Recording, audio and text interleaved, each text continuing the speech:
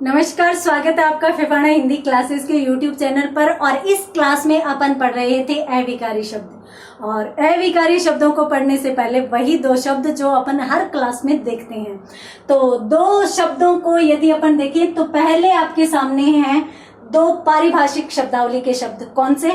तो देखिए, एक शब्द आपके सामने है इंसिनुएशन। इसको अपन यूं लिख सकते हैं, इंसिनुएशन। क्या होता है ये इंसिनुएशन? देखिए, एक बार की बात बताती हूं आपको। भगवान कृष्ण बाहर गए हुए थे और भगवान कृष्ण बाहर गए हुए थे तो घर पे आए। राधा जी ने दरवाजा बंद कर रखा था, तो उन्होंने दरवाजा नॉक किया, खटखटाया। और खटखटाया तो राधा ने अंदर से आवाज लगाई कि कौन द्वार पे, दरवाजे पर कौन है? तो भगवान कृष्ण ने बोला कि हरि मैं राधा, राधा मैं हरि हूं, मैं कृष्ण हूं। परंतु वहां पर राधा जी ने हरि एक ऐसा शब्द है जो अनेकार्थक है। हरि का अर्थ बंदर भी होता है, विष्णु भी होता है, शेर भी होता है। तो वहां पर राधा जी ने उसका संकेत भगवान कृष्ण को नहीं माना और उन्होंने जानबूझकर तीसरा संकेत अर्थ ग्रहण करते हुए और इन्होंने यूं कहा कि का बंदर को काम यहाँ। भगवान कृष्ण ने कहा दरवाजे पर आकर कि हरि मैं राधा, तो राधा जी ने कहा कि का बंदर को काम यहाँ, बंदर का यहाँ पे क्या काम है? अब ये बताइए कि बंदर यहाँ पर बोल सकता है क्या? तो यहाँ पर राधा जी ने कौन सा अर्थ ग्रहण किया? संकेत अर्थ ग्रहण किया, या अपन यूं कह सकते हैं कि वक्रोक्ति ग्रहण की। वक्रोक्ति किसे कहते हैं? टेढ़े अर्थ को या संकेत अर्थ को। तो संकेत जो अर्थ होता है उसे अपन क्या कहते हैं? वक्रोक्ति कहते हैं। और यही वक्रोक्ति इंग्लिश में क्या कहलाती है? इंसिनुएशन कहलाती है। और ये आरएएस के एग्जाम में पूछा जा चुका है, तो ये महत्वपूर्ण शब्द यहाँ पर हो सकता है। उसके बाद यदि अपन दूसरे शब्द की बात करें तो दूसरा शब्द भी आपके सामने महत्वपूर्ण है और शब्द है इंटरसेप्शन। इसको अपन यूं लिख सकते हैं, इंटरसेप्शन। इस प्रकार से अपन इसको लिख सकते हैं। इंटरसेप्शन का मतलब क्या होता है? देखिए, एक शब्द होता है अंतर प्लस अवरोध। अंतर प्लस अवरोध ये होता है, और एक ये होता है अंतर प्लस अवरोध। यहां पर मैं आपको बता देती हूं कि ये दोनों ही सार्थक शब्द माने जाते हैं, दोनों ही प्रचलन में हैं, दोनों का अपना अपना अर्थ होता है। यदि अपन अंतर के साथ अवरोध जोड़ेंगे तो शब्द क्या बनेगा? अंतरावरोध। उसी प्रकार से जिस प्रकार से गत्यावरोध बनता है, गत्यावरोध नहीं बनता। और यदि अपन इसके साथ जोड़े तो यहां पर भी है, यहां पर भी है, और शब्द क्या बन जाता है? अंतरावरोध बन जाता है, अंतरावरोध। तो यहाँ पर आपको जो शब्द काम में लेना है वो ये काम में लेना है। और मैं ये इसलिए बता रही हूं क्योंकि काफी बार प्रचलन में शब्दों के होने के कारण और यूं मान बैठते हैं कि गलत करवाया गया है। तो यहाँ पर आपको गलत नहीं करवाया जा रहा, चिंता मत कीजिए, आपको मानक किताबों से करवाया जाएगा, आपको बिल्कुल सही करवाया जाएगा। तो यहाँ पर इसका जो मतलब होता है किसका? इंटरसेप्शन का शाब्दिक अर्थ होता है अंतर्वरोध। अंतर्वरोध इसका मतलब क्या होता है? बीच में बाधा आ जाना। अवरोध का मतलब बाधा होता है और अंतर का मतलब जो अंतर आधा वाला होता है। अगर आपने उपसर्गों की क्लास देखी है, नहीं देखी है तो वो जाकर देख लीजिए। अंतर और अंतर का बहुत अच्छे से अर्थ वहां पर समझाया हुआ है, बिल्कुल क्लियर किया हुआ है। तो यहाँ पर ये जो अंतर शब्द अंतर्वरोध है, तो अंतर का मतलब तो अंदर हो गया और अवरोध का मतलब बाधा, यानी किसी भी कार्य के अंदर बाधा आ जाना या किसी भी कार्य के बीच में बाधा। अब बीच में बाधा कैसे आ सकती है? आप कहीं भी कोई कुछ भेजना चाहते हैं या किसी भी चीज को कोई बताना चाहते हैं। मान लीजिए कि आप किसी भी अन्य व्यक्ति को अपनी बात बताना चाहते हैं, उस बात को यदि कोई बीच में सुन ले तो आ गई ना बाधा, प्रॉब्लम आ गई ना। किसी भी माध्यम से आ जाए, बीच में कार्य रुकने से बाधा आ जाए, चाहे बीच में किसी के सुन लेने से, किसी भी प्रकार से बाधा आ जाए, किसी भी काम के बीच में आनी चाहिए, इंटरसेप्शन कहलाता है। अत्यंत महत्वपूर्ण शब्द है और इसको अपन एक शब्द में क्या कह सकते हैं, अंतर्वरोध कह सकते हैं। चलिए बढ़ते हैं आगे, किसकी तरफ, राजस्थानी शब्दों की तरफ। तो राजस्थानी शब्दों की यदि अपन बात करें तो आज आपके सामने शब्द है, एक तो नेत्रा झेरना, नेत्रा झेरना, इसको मैं स्पष्टता लिख देती हूं, ये झेरना, ये क्या होता है? देखिए, दही मतने के काम आने वाले उपकरण है। दही मतने में काम आने वाले उपकरण, और इनको हल्के में मत लीजिएगा क्योंकि पहले ये तो इस बार है कि रीट की एग्जाम में शामिल किया गया है, बीच में इस टॉपिक को हटा दिया गया था। तो पहले जब ये टॉपिक होता था तब भी, जब थर्ड ग्रेड की एग्जाम होती थी, सिर्फ और सिर्फ रीट या टेट नहीं होता था, उस समय ये नेत्रा और झेलना दोनों के दोनों शब्द परीक्षा में पूछे जा चुके हैं। तो इसलिए ये भी महत्वपूर्ण शब्द है और दोनों के दोनों कब काम आते हैं, जब अपन दही मथते हैं ना, तो नेत्रा झेलना ये सारे के सारे उसके सहायक उपकरण होते हैं। उसके बाद यदि अपन अंतिम शब्द की बात करें आज की क्लास की, तो शब्द है लावणी। लावणी किसे कहते हैं? अब यदि कोई शेखावाटी का बच्चा है तो ये देखते ही पहचान जाएगा, परंतु अन्य बालकों के लिए ये महत्वपूर्ण या अत्यंत मुश्किल भी हो सकता है। जब फसल कटाई होती है तो उसे लावणी कहा जाता है, फसल कटाई को। तो और ये शेखावाटी भाषा में ज्यादा प्रचलन में है, शेखावाटी क्षेत्र में ज्यादा प्रचलन में है। और मैं आपको बता देती हूँ कि शेखावाटी की जो भाषा है उसी का रूप अक्सर एग्जाम में पूछा जाता है। तो यहाँ पर लावणी फसल कटाई होगी, झेरना नेत्रा दही मतने के काम में आने वाले उपकरण, इंटरसेप्शन बीच में बाधा, अंतर्वरोध, और इंसिनुएशन क्या होती है, वक्रोक्ति। तो जल्दी से स्क्रीनशॉट लीजिए, उसके बाद बढ़ते हैं अपन अपनी क्लास में आगे।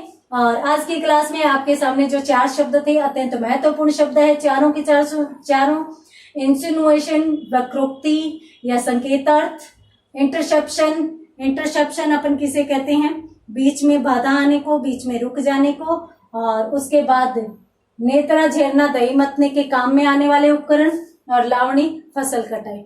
क्लियर? अब अपन बात करते हैं आगे अपने टॉपिक की, अपने मेन टॉपिक की तरफ। आपको मैं यहाँ पर बता देती हूँ कि आज अपने जो अविकारी शब्द है वो कंप्लीट होने वाले हैं, थोड़ी सी चीजें उसमें बची हैं, उनसे संबंधित बात करेंगे। और कल के लिए तैयार रहिएगा क्योंकि कल अपना टॉपिक कंप्लीट होने के बाद वही जो प्रश्नों की महत्वपूर्ण क्लास आती है वो आने वाली है। तो पीछे की क्लास यदि आपने पूरी नहीं देखी है तो अच्छे से फिर से देख लीजिए, नोट कर लीजिए और तैयार होकर आइएगा क्योंकि कल प्रश्न होने वाले हैं। और आप अपना मूल्यांकन कर सकते हैं कि मैंने इस क्लास में या अविकारी शब्दों में मैंने कितना कुछ सीखा है, कितना कुछ पढ़ा है। तो अविकारी शब्द अपन इस क्लास में पढ़ रहे थे और अविकारी शब्दों में या अव्यय शब्दों में मैंने आपको 4 भेद बताए थे। कौन कौन से बताए थे? अविकारी शब्द के 4 भेद होते हैं। एक तो बताया था क्रिया विशेषण अविकारी शब्द, क्रिया विशेषण अविकारी शब्द या अव्यय शब्द। दूसरा कौन सा बताया था आपको? दूसरा बताया था समुच्चय बोधक अविकारी शब्द या अव्यय शब्द। और तीसरा कौन सा बताया था? तीसरा बताया था संबंध बोधक अविकारी या अव्यय शब्द। और चौथा कौन सा बताया था? चौथा बताया था विस्मयादि बोधक अविकारी शब्द। अब यहां पर मैं ये दोबारा नाम क्यों लिख रही हूं? क्योंकि आप इन चारों ही भेदों में देखिए, कहीं भी निपात का नाम है क्या? कहीं भी नहीं है। अब कुछ किताबें कहीं कहीं ये सुनने में आता है कि भी अविकारी शब्दों का एक भेद निपात भी होता है। तो यहां पर ये क्लियर कर लीजिए आप अच्छे से कि अविकारी शब्दों का कोई भी भेद निपात नाम से होता ही नहीं है। निपात नाम से कोई भेद है ही नहीं। हाँ, निपात एक बहुत अच्छा शब्द है, या फिर मैं यूं कहूं कि निपात भी एक समझने वाले अविकारी शब्द है, परंतु इनकी व्याकरण में अलग से श्रेणी है निपात नाम से। हाँ, ये भी क्लियर कर देती हूं कि ये भी अविकारी शब्द ही होते हैं। निपात अविकारी शब्द ही होता है, परंतु फिर भी इसके भेदों में इसको शामिल नहीं किया जाता। ये अत्यंत महत्वपूर्ण होता है, इसलिए अपन इसको स्पेशली अलग से पढ़ते हैं। ठीक है, तो अब अपन बात करते हैं। इनका स्क्रीनशॉट लेने की जरूरत नहीं है क्योंकि आप पढ़ चुके हो इनको अच्छे से।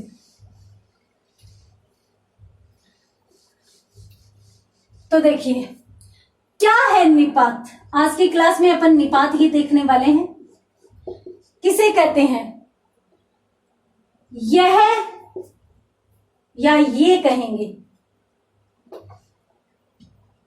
ये अविकारी शब्द ही होते हैं। अविकारी शब्द ही होते हैं। निपात अविकारी शब्द ही होते हैं, परंतु अविकारी शब्दों के भेदों में शामिल नहीं किए जाते। पहली बात तो ये, अविकारी शब्दों को ही निपात कहते हैं, परंतु फिर भी इनको भेदों में शामिल नहीं किया जाता। क्यों नहीं किया जाता? क्योंकि अविकारी शब्द के प्रयोग के स्थान के अनुसार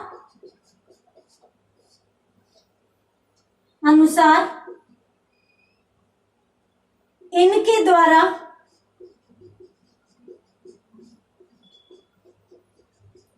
शब्दों का अर्थ परिवर्तित कर दिया जाता है। ये क्या है? ये सिर्फ शब्दों का अर्थ परिवर्तित करते हैं।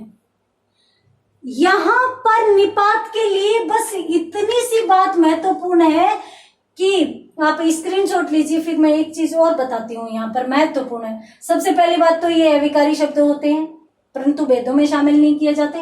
दूसरी बात, जो अविकारी शब्द है वो कहां पर प्रकट हुआ है उसके अनुसार ये शब्द का अर्थ बदल देते हैं। तीसरी बात, अब आपको ये चीजें और भी अधिक अच्छे से समझ में आ जाएगी। कैसे?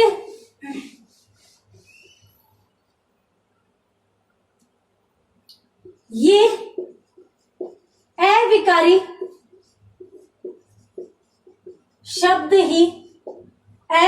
शब्द ही होते हैं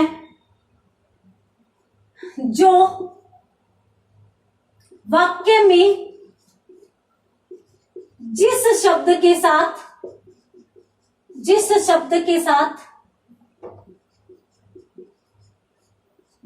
साथ का मतलब किसी शब्द से साथ का मतलब मैं और अधिक क्लियर कर लेती हूँ, क्योंकि अक्सर अभ्यर्थियों को निपात शब्द में प्रॉब्लम आती है, तो अपन इसको बिल्कुल जीरो से समझेंगे। साथ का मतलब किसी शब्द के पहले अथवा बाद में, ठीक है। तो जो वाक्य में जिस शब्द के साथ प्रयुक्त होते हैं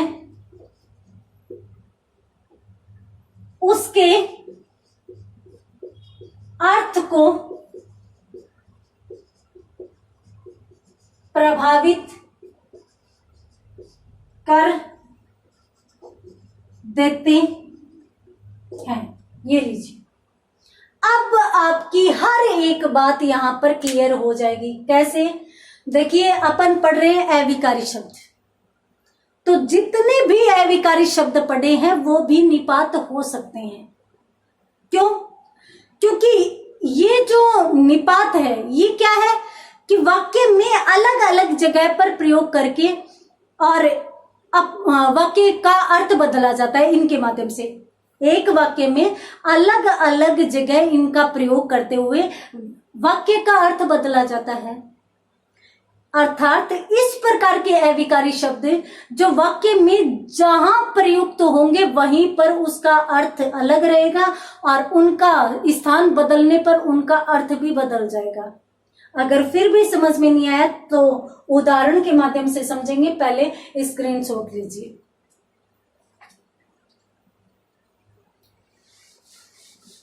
मैं सिर्फ आपको एक वाक्य लिखकर दे रही हूं, सारे के सारे विकारी शब्दों से संबंधित अविकारी या निपात से संबंधित सारी की सारी चीज क्लियर हो जाएगी। आपके सामने एक वाक्य है, मैं भी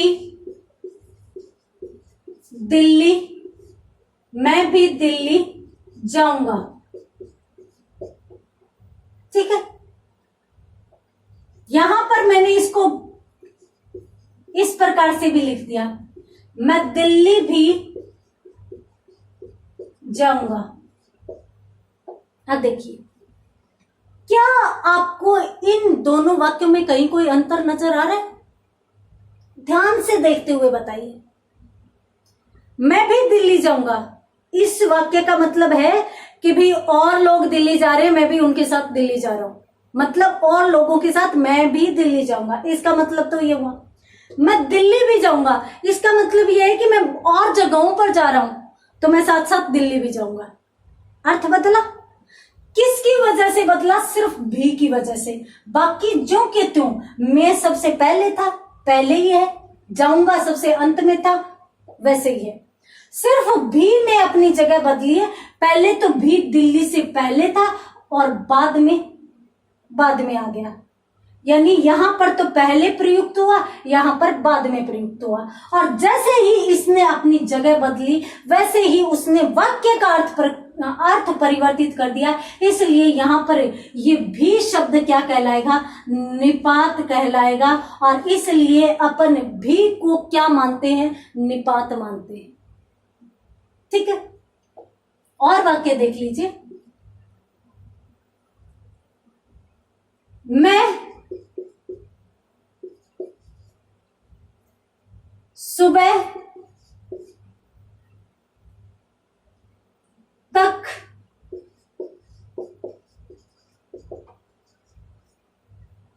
पहुंचूंगा। एक तो ये वाक्य है, ठीक है। और एक वाक्य है कि मैं रात तक पहुंचूंगा। ठीक है, यहां पर ये तक कौन सी स्थिति प्रकट कर रहा है? यहां पर मैं ये समझाना चाह रही हूं कि भी ये भी अविकारी शब्द होता है। यहां पर अपनों ने सुबह लिखा, यहां पर रात लिखा, यहाँ पर मैं लिखा, यहाँ पर पहुंचाऊंगा लिखा, परंतु यहाँ पर तक जो है वो किस रूप में आया है? अविकारी शब्द के रूप में आया है। तो ये एक अविकारी शब्द है जो कि निपात ही माना जाता है। क्यों? क्योंकि इसका भी वाक्य में प्रयोग के अनुसार अर्थ बदल सकता है। कैसे बदल सकता है? पहले आप इनको नोट कीजिए, उसके बाद अपन और बात करते हैं।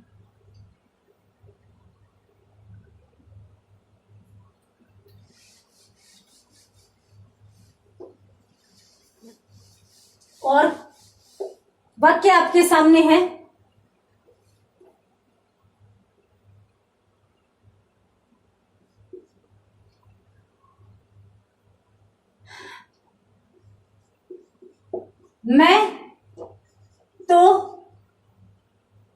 मैं तो आ जाऊंगा।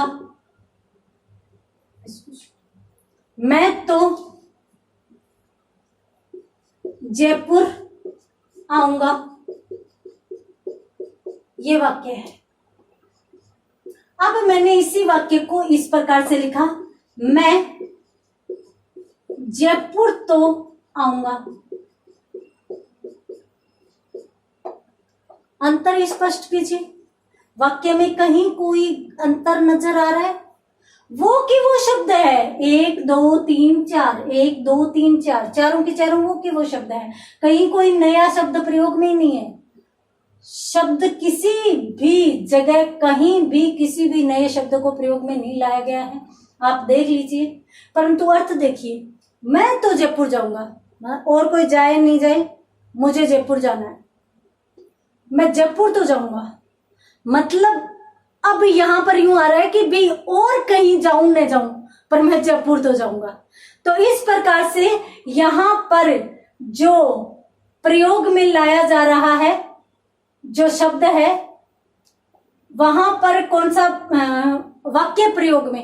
अब यहां पर अपनों ने क्या किया, भाई मैं तो जयपुर जाऊंगा, ठीक है, मैं जयपुर आऊंगा है, सॉरी जाऊंगा नहीं है, तो मैं तो जयपुर आऊंगा और मैं जयपुर तो आऊंगा। इस प्रकार से वाक्य है। तो आप अब यहां पर देखिए कि सिर्फ तो एक ऐसा शब्द है जिसने अपनी जगह बदली है, और जैसे ही जगह बदली वाक्य का अर्थ ही बदल दिया। तो यहां पर इस तो को क्या माना जाएगा? निपात माना जाएगा। तो यदि कहीं भी ऐसा शब्द आ रहा हो, ऐसा शब्द दिखाई दे जो वाक्य में अपने प्रयोग की जगह बदल दे, और जगह बदलते ही वो क्या कर दे, अर्थ परिवर्तित कर दे, वाक्य का अर्थ बदल दे, तो वहां पर वो शब्द क्या माना जाता है? निपात। तो अब आपको मैंने जो परिभाषा बताई थी अब आपको क्लियर होगी कौन सी, कि ये एक अविकारी शब्द होता है, कहीं भी नहीं बदला, अविकारी है। दूसरी बात कि ये वाक्य में जहां प्रयोग किया जाता है उसी के अनुसार ही अपना अर्थ स्पष्ट करता है, अर्थ प्रकट करता है। अब यहां पर प्रयोग किया, इस प्रकार अर्थ प्रकट हुआ, यहां पर प्रयोग किया तो इस प्रकार से, मतलब इसके प्रयोग के आधार पर वाक्य के अर्थ बदल जाते हैं। इन्हीं को ही निपात कहा जाता है। ठीक है, एक वाक्य और देख लेते हैं अपन।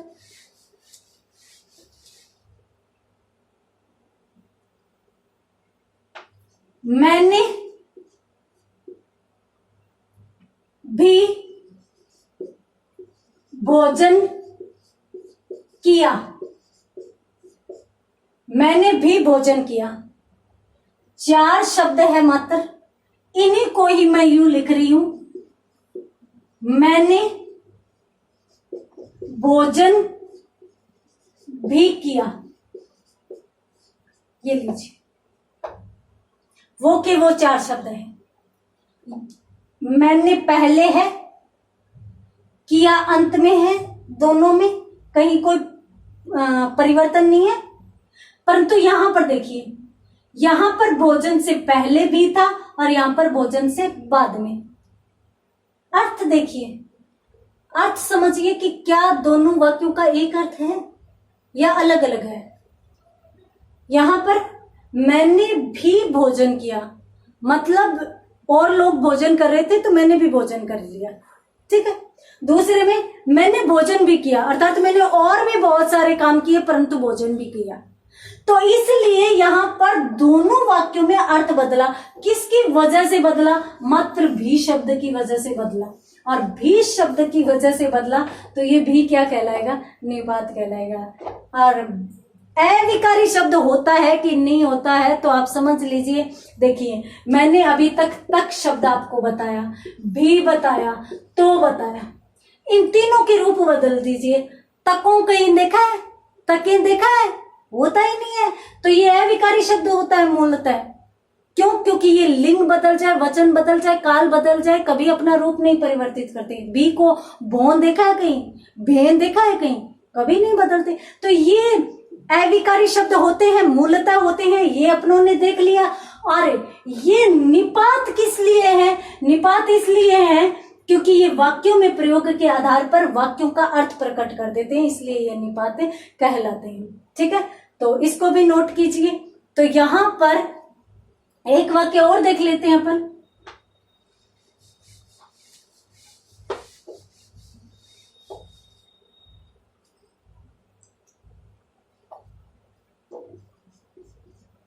मैं तो आज नहीं सोया, नहीं सोया,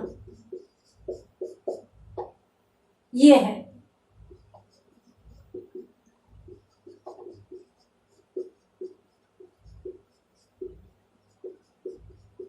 ये लीजिए, 1 2 3 4 5, ये 5 शब्द वैसे के वैसे। मैं भी है, तो भी है, आज भी है, नहीं भी है और सोया भी है। सारे के सारे वो शब्द हैं। कहीं मैंने कहीं भी किसी भी रूप में कोई बदलाव नहीं किया, कहीं कोई परिवर्तन नहीं किया। अब आप देखिए, इन दोनों वाक्यों में कहीं कोई अंतर नजर आ रहा है? ध्यान से पढ़िए, समझिए और फिर बताइए। मैं तो आज नहीं सोया, मतलब आज और लोग सोए, मैं तो नहीं सोया। मैं आज तो नहीं सोया, मतलब मैं रोजाना सोता हूं पर आज तो नहीं सोया। वाक्य में परिवर्तन है। किसकी वजह से? मैं पहले आया है और बाद में नहीं सोया अंत में, और अंत वाले से पहले शब्द नहीं, वैसा का वैसा है, कहीं कोई परिवर्तन नहीं। सिर्फ इन्हीं दोनों में परिवर्तन है। और इन्हीं दोनों में भी परिवर्तन कर कौन रहा है? परिवर्तन कर रहा है तो। अब यहां पर तो आज से पहले आया है और यहां पर बाद में चला गया। और जैसे ही अपना स्थान बदला वैसे ही इसने क्या किया? वाक्य का अर्थ बदल दिया। और वाक्य का जैसे ही अर्थ बदला वो क्या कहलाया? निपात कहलाया। तो आज की क्लास में अपनों ने देखा निपात, जो कि अविकारी या अव्यय शब्द होते हैं। उम्मीद करती हूँ आपको समझ में आ गए होंगे। और इसी के साथ अपने अविकारी शब्द कंप्लीट होते हैं। तो मिलते हैं कल की प्रश्नोत्तरी क्लास में। सब लोग आइए, सभी का स्वागत होगा कल की क्लास में। तो मिलते हैं, धन्यवाद।